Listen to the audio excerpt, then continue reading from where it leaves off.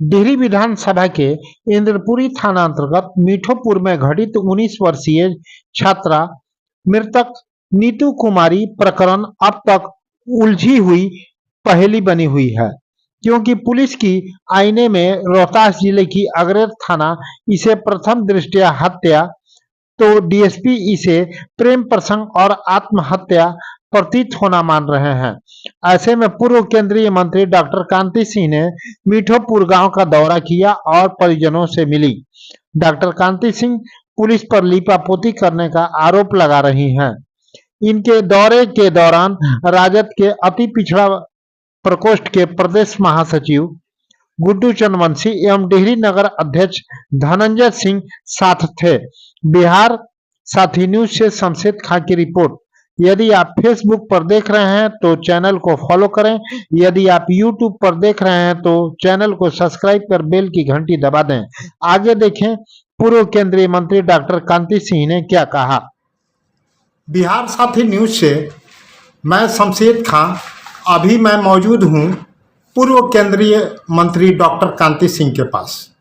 इन्होंने डिहरी विधानसभा क्षेत्र में नीतू कुमारी के घर का दौरा किया और मीठोपुर में इन्होंने जायजा लिया कि यह मामला हत्या का है अथवा प्रेम प्रसंग का है। इस संबंध में क्या कहना चाहेंगे मैडम? मैं कल उनके परिजनों से मिली जाकर।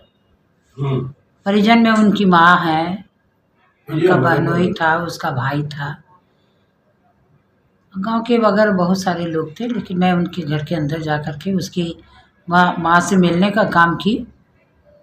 जो मुझे जानकारी प्राप्त हुई कि 27 तारीख को लड़की 1:30 बजे घर से निकली, घर से एक टेलीफोन भी लेकर के गई है और शाम तक नहीं आई। तो फिर लोगों ने खोजबीन शुरू कर दिया, अपने हिसाब से अपने लोगों ने खोजना शुरू किया। बाद में फिर जब नहीं कोई पता चला तो इन लोगों ने इंद्रपुरी थाना में अपहरण का या गुमशुदगी का मामला इन लोगों ने दर्ज किया। लेकिन 28 तारीख को अग्रर थाना के पास वहाँ नहर में उसकी डेड बॉडी मिल गई। प्रथम दृष्टया वहाँ की जो प्रशासन ने जो एफआईआर दर्ज किया है उसमें उन्होंने बताया कि लड़की का जीव बाहर निकला था, गले पर निशान लगे हुए थे, शरीर में भी कुछ दाग थे, घाव वगैरह के। तो वो हत्या का मामला उन्होंने एफआईआर के माध्यम से दर्शाया है। लेकिन परिजनों से मिलने के बाद जो जानकारी प्राप्त हुई कि जो उसके अनुसंधानकर्ता जो है, अनुसंधानकर्ता यहाँ के डीएसपी वगैरह लोगों ने रिपोर्ट दर्ज किया कि लड़की ने आत्महत्या किया है। ये मामला प्रेम प्रसंग का। मेरा कहना है कि प्रशासन ही अपनी ही बात को एफआईआर को कैसे झूठ दर्शा रही है। अनुसंधान किस तरह का किया आपने?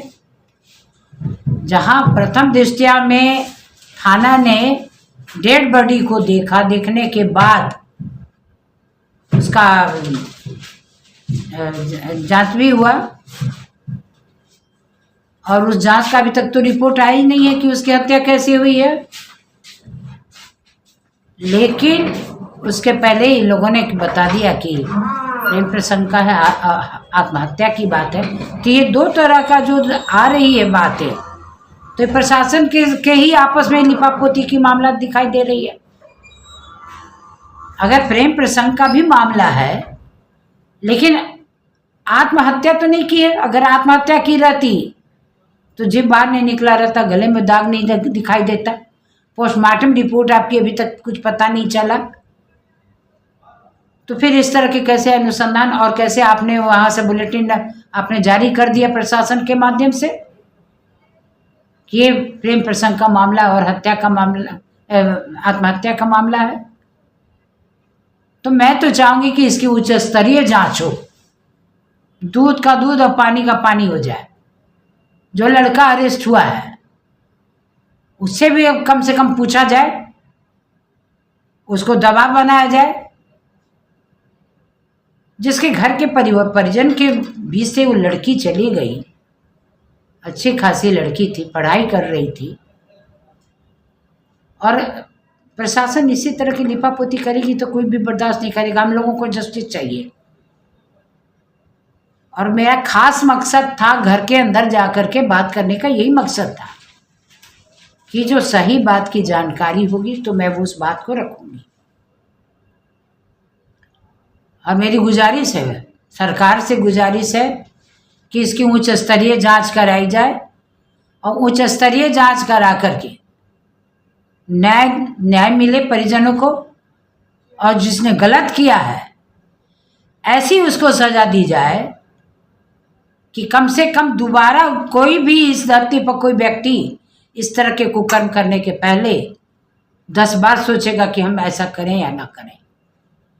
और लड़की के परिजनों को 10 लाख रुपये कम से कम मुआवजा दिया जाए। हमारी सरकार से यही मांग है। हम चाहते हैं, और अब आपको मैं क्या बताऊं, अभी श्रेया के हाल ही में घटना घटी है। क्या हो रहा है भाई, शासन प्रशासन क्या कर रहा है? रोज आए दिनों हत्याएं हो रही है, लोगों का अपहरण हो रहा है, कभी व्यवसायी की हत्या हो रही है, कहीं लड़कियों के साथ छेड़छाड़ किया जा रहा है, कहीं आपको बलात्कारें हो रही हैं, कोई सब्जी विक्रेता को मार रहा है, और कहा जा रहा है कि ये बहुत सुशासन की सरकार है। हमारी सरकार को जंगल राज आज तक जंगल राज का उदाहरण देते रहते हैं। और जो रात दिन जो हत्याएं और बलात्कार और अपहरण हो रहे हैं, तो क्या ये महाजंगल राज है? ये क्या आंखों में किसी प्रशासन के लोगों को या सरकार को आंख में दिखाई नहीं दे रही है कि समाज के साथ देश के अपने प्रदेश में क्या हो रहा है?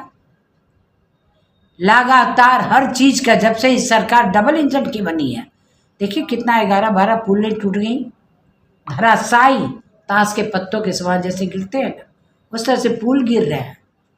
भ्रष्टाचार चरम सीमा पर है। तो हमें इस पर न्याय चाहिए, ऋतु के परियोजनों को न्याय चाहिए, हम समाज के लोगों को न्याय चाहिए। इस तरह की आए दिनों घटना जो हो रही है ये बहुत ही शोचनीय है और निंदनीय है।